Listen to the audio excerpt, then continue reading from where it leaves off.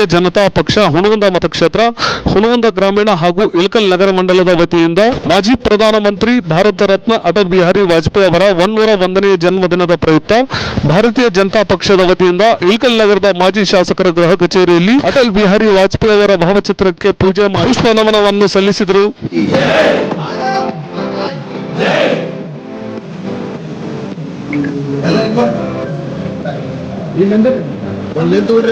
ಜೈ ಮಾ ಭಾರತಿ ಅಟಲ್ ಬಿಹಾರಿ ವಾಜಪೇಯಿ ಅವರಿಗೆ ಭಾರತ್ ಮಾತಾ ಕಿ ಜೈ.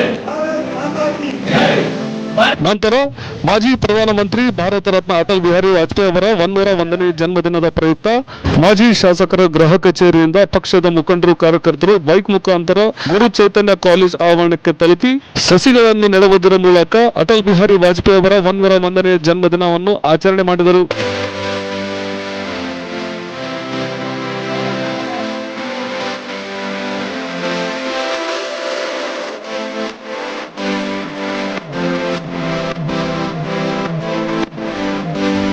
ಈ ಸಂದರ್ಭದಲ್ಲಿ ರಾಜಗೌಡರು ಪಾಟೀಲ್, ಮಲ್ಲಯ್ಯ ಮುಗ್ನೂರ್ ಮಠ್, ಮಹಂತಗೌಡ ಪಾಟೀಲ್, ಗುರುಂ ಲಕ್ಷ್ಮಣ್, ಮಂಜುನಾಥ್ ಶೆಟ್ಟರ್, ಮಹಂತಪ್ಪ ಚೆನ್ನಿ, ಸುಗರೇಶ್ ನಾಗಲುಟಿ, ಚಂದ್ರಶೇಖರ್ ಏಕಭಟೆ, ಐಲಿ ಗೌಡರ್, ಅರವಿಂದ್ ಗೌಡರ್, ವೀರೇಶ್ ಮನ್ನಾಪುರ್, ವಿಜಯ್ ಕುಮಾರ್ ಜಾಲಗಾರ್, ಕಪಿಲ್ ಪವಾರ್ ಸೇರಿದಂತೆ ಪಕ್ಷದ ಮುಖಂಡರು, ಕಾರ್ಯಕರ್ತರು ಉಪಸ್ಥಿತರಿದ್ದರು.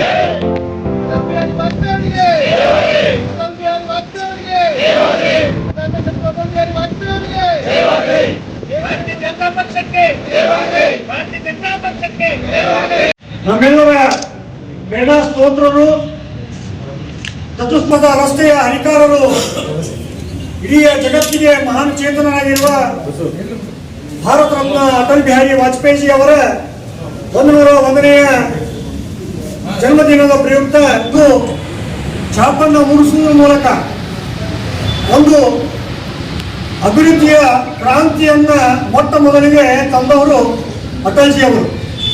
ಅಟಲ್ಜಿ ಅವರು ಜನ್ಮಜಾತ ದೇಶಭಕ್ತರು.